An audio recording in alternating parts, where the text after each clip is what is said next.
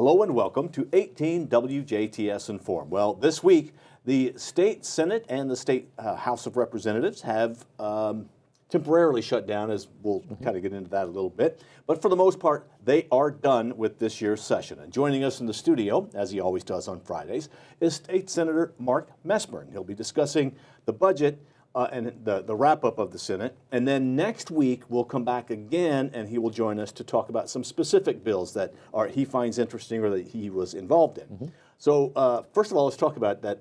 Basically, you're on recess, and you got done a little early. Right. We got done a week early. Nothing wrong with that. Nope. And we have redistricting to do, and so that with the census data not being available this year, it was already going to be late. It wasn't going to be here until March 31st when we started session, and then as we got to about the middle of the session, we said, it ain't going to be ready till September 31st or September 30th. So one of the things we had to do this year was, to leave the option open of when we come back when we need to do it. We passed a bill that sets the end of session date technically at November 15th.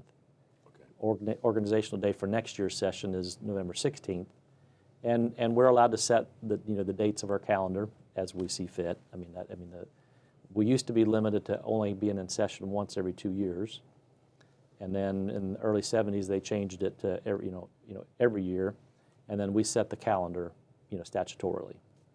So every other year the statute said it would have been wrapped up April 29th, but since we don't have census data, we'll come back when it's ready. Okay. Maybe we'll get lucky and they'll say it's ready, on July 1st. So, so we passed a law that sets the end of session date for November 15th, and then when we wrapped up yesterday, we just went into recess until the fall of the gavel. So, technically, whenever the data is available, we'll come back and work on it. So really, for all intents and purposes, you have wrapped up the done. Legislation. You've got one little thing to do when you come back. The budget is done. It's got nothing to do with laws or anything. And the only thing we'll come back to do is census, adjustment to House and Senate districts.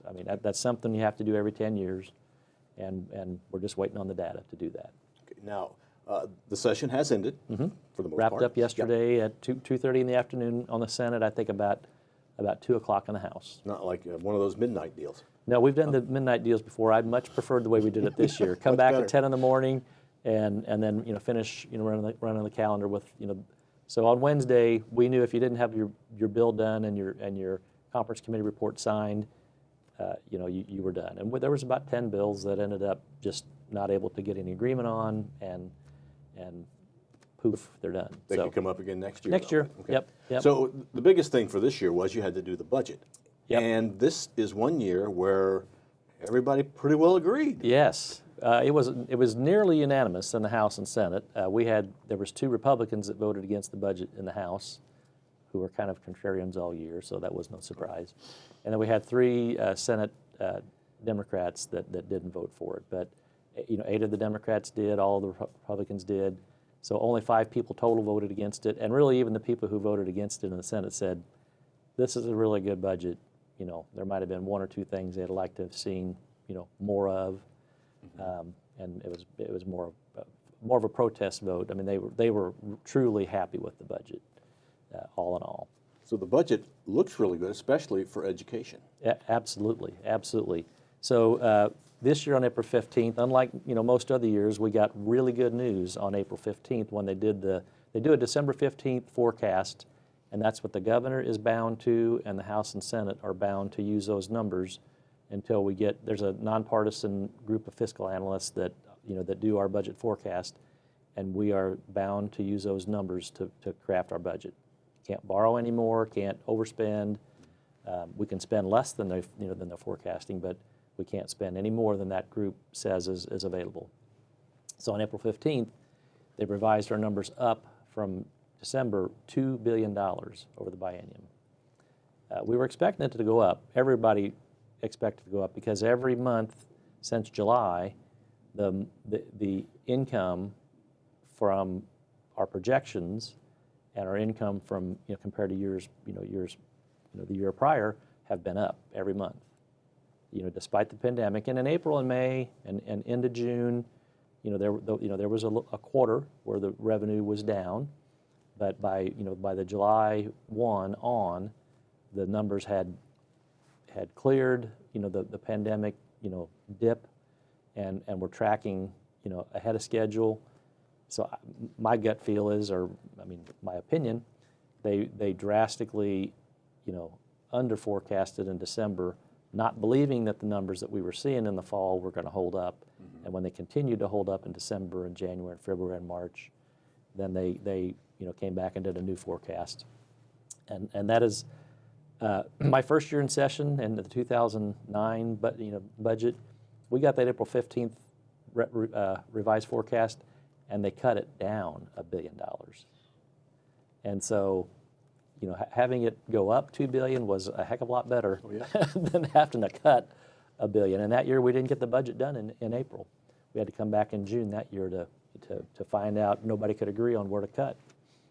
And so this was still a difficult problem, and we wanted to be sure that we did not budget all $2 billion to be spent, as ongoing expenses, because the next biennium, what if the revenue forecast 2 years from now, it takes a dip.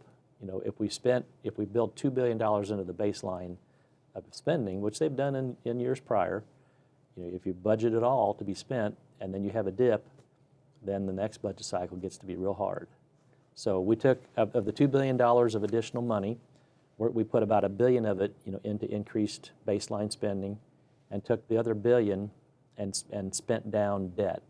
So we've got a pre-90 or a post-96, the people that are teaching today, that's kind of it's set up differently than the pre-96 budget, but that, the current system we're on, we have to, they collect money from, the local government, every month as teachers, as part of their salary negotiations, part of the money comes from, local units of government, but whatever the shortfall is, from people that are retiring faster than they're paying in, we put about $950 million a year into that fund, out of the general fund, dollars, to keep it balanced each year. And we'll have to continue, prior to this year, that was forecasted to run through 2038, until there would finally be, the retirement, rate and the new teacher rate, till that balanced out. It was supposed to be 2038. So every year we put in about $950 million. Next year was going to be $1 billion. So we took $600 million of that extra money we had and plunked it into that teacher pension fund. And that does two things. It'll free up $90 million a year. It'll reduce that, what we have to pay in each year in the budget. It'll lower that by $90 million a year and shorten the timeline about 5 years on when that fund is balanced. So we did that. We took the unemployment fund and put $500 million into the unemployment trust fund, and to get that up to where they call it actuarially sound. We took some federal money last year at the end of the year from one of the CARES Act, and because it was down to about, it was about down to zero. So we took about $600 million last year at the end of the year and put it into that fund to stabilize it, and the federal government said that is completely fine to do, and we put another $500 million into it now to get it to where, right now the unemployment fund is not getting drawn down as hard as it was in May, June, July, right. But it took a real beating. We had about $1 billion of reserve dollars in that fund prior to the pandemic, and wiped it out, and so now we got to back up to what they call solid reserve numbers. And so that was the biggest things we did. And then we took a lot of, some of the federal CARES Act money that we had, and then some of our reserves and extra money this year, we used to pay one-time, cash projects, to where those expenses don't, they don't build onto your baseline later. So we paid cash for Westville Prison. We paid cash for I-60, to finish paying cash for I-69, to finish it to Indianapolis and finish it to, to Kentucky, and so that is paid for with, cash money. We don't have to borrow money to do that. Just a lot of other, a lot of other one-time expenses. A new police training facility, I think $70 million for that. We have no projects that we approved this year that are going to take bonding, and that saves you tens of millions of dollars a year. And the burden of that over this, absolutely, over those years. absolutely. So all of those things were done with, with the extra. We were able to restore last year's, what's going to end up on June 30 this year. We'll end up with a $2.3 billion, surplus. We drew down a bunch of that this past year, so schools didn't have to take a funding cut. They were able to get all. We didn't cut because every other department had to revert 15%. We restored most of those reversions, and then didn't require schools to take any financial cuts this year. Got that surplus back to $2.3 billion at the end of June this year, and project a $2.6 billion surplus at the end of 2022, and then at the end of 2023's year, $2.8 billion. And if they hit those numbers, it'll probably trigger taxpayer refunds in the, over the next 2 years. If I think once we're over 12.5% of our annual budget, once the surplus goes past that, it triggers automatic taxpayer refunds. So I would just say highly likely we'll see that next July and the following July we'll probably see those refund triggers kick in if things continue on track. That sounds like Indiana is doing the right things. Mm-hmm. How do we compare to other states? We are one of we're one of very few states that are in this kind of financial shape. Mm-hmm. There might be 8 or 10 other states in the country that are in similar. But we've got. I don't know that anybody in the Midwest has the kind of financial stability that we've got. None of our surrounding states for sure. Well, let's hope that continues. Yes, yeah. Absolutely. And probably the overall budget stability, the paying down debt, the second biggest win, we were able to put from the Senate budget we passed 2 weeks ago, we had already increased, from what the House did into the K through 12, what they call the school funding formula. We put a couple $100 million more in than the House did. We were able to increase that by another $600 million to take it up to about a $900 million increase into K through 12 spending. That breaks down an additional $536 million, statewide this year, a 7.3% increase. We've never had more than probably a 2% increase, year on year. This year, another $536 million. Next year, an additional $337 million, which is another 4.3% increase on top of this year's 7.3% increase for almost $900 million in increased school funding. And the biggest piece that we did in here statutorily, we don't want to set salaries, but we require if a school cannot get their teacher pay up to $40,000 starting salary, they need to have a written explanation to the Department of Education why they can't meet it and what their fix is going to be to that. And there's no reason not to, because we require 43% of their state money that they get be allocated to teacher pay. And by mandating that, it will result in an average teacher pay across the state of $60,000 a teacher. There's no way they can't. We're telling them you have to spend this money on teacher pay, not on any other administrative stuff, not on transportation, not on, nothing.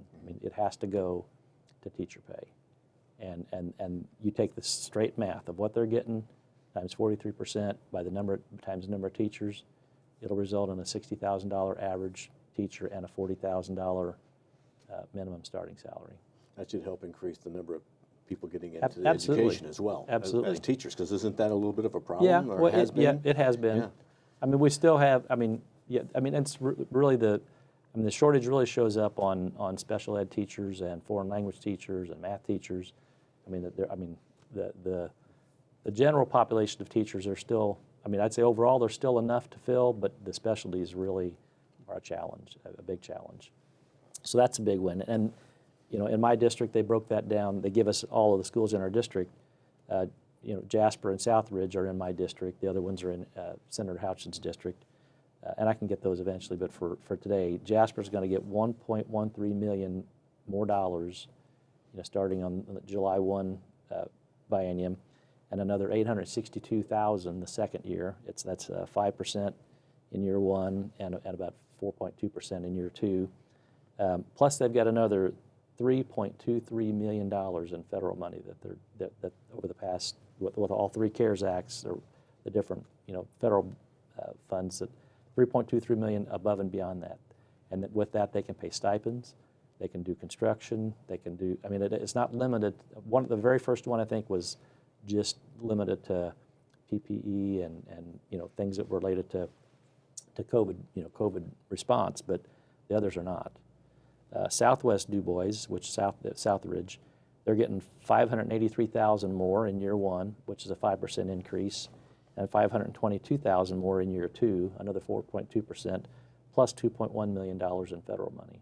That's really, I think they got 4 years to spend it, and really is not a lot of strings attached. So those are really significant increases. I mean, the average probably has been around 2%. My time, and actually in 2009, they got flatlined. The first year of that biennium, because we were in the opposite corner that we are today. I think I covered a lot of the other, but we're going to have another 1.1 billion going into next level connections. That's the community crossings grants. So there's going to be lots of money available for local roads and streets, and $53 million into a cost of living increase for public retirees. We haven't had a cost of living increase in 14 years. We always give them what they call a 13th check. Now we've got that fund built up enough to start paying cost of living increases every year in the budget. So I mean that'll be, that stage is set from having that, taking that surplus money, building up that retirement fund, and able to move forward. $10 million in the grants to have local police the ability to buy body cameras. $60 million into small business grants. I think we covered that earlier in the session in House Bill 1004. $100 million for new water infrastructure for local communities. A new school for the deaf and blind that we've been talking about doing for 10 years. And maintains reserves going forward. So just an absolute win for everybody. A good year this year. It was, absolutely. Let's hope that can continue as the future goes. It should. All right. Well, thank you very much for coming in and kind of wrapping up the budget. Now, next week, you'll be back again, and we'll talk about specific bills and some bills that might interest the local people and bills that you've been involved in. Absolutely. Sounds great. Well, thank you very much for coming in and kind of summarizing what happened with the budget this year. Our guest has been State Senator Mark Messmer. Thank you for watching WJTS Inform. We are local people watching local people.